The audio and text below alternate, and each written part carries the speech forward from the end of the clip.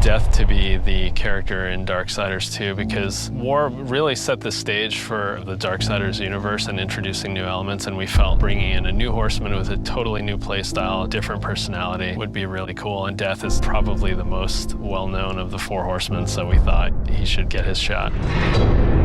What makes Death different from War is almost everything about him. The way he expresses himself, the way he talks. I have an offer in mind. The way he handles business on the battlefield, and the way that he gets around. It's much more feral, more animal-like.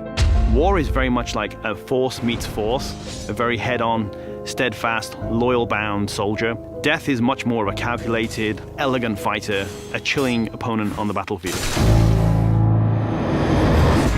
His traversal has definitely improved. It's a lot faster, more responsive, and so is his combat. His weapon is more interesting. He can dual wield or wield a single heavy weapon, depending on your playstyle.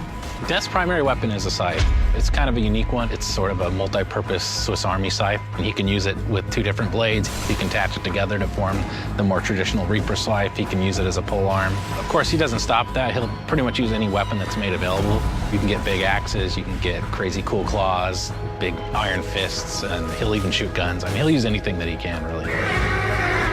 The main improvement from Darksiders 1 to Darksiders 2 was depth. We wanted to make the game more involved. We wanted to have more context. We wanted the player to really feel like they're in a real world with people living there, stuff going on, things going on. We give them more items to tell their own character, more characters to speak to, so we've got a lot more immersion on the story side of the game. The first game, most of it took place on Earth, so now we were totally free to create all these new areas. We have angelic fortresses, demon cities, the city of the dead. It got our team super excited.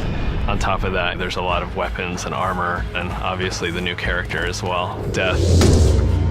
Death's the most feared in that he's one of the oldest horsemen in the fiction. They kind of look at him as a big brother. He's feared just because when he really gets down to business, he is the death dealer. That's sort of his thing. He wears his mask as an executioner's mask. That's his trade, that's his business. He takes people down. He doesn't wait for things to happen, he causes them to happen. So it's a much more aggressive style of game and a more aggressive character. I mean, I guess it's all wrapped up in his name, right? War implies some conflict, but Death's the final end. Who doesn't fear that? A few words describe Death: cold and calculated. Agile, both in the way he fights and the way he deals with situations. My favorite word to describe Death is definitely arrogant. He's an opportunist. If I could describe Death in one word, it's probably badass.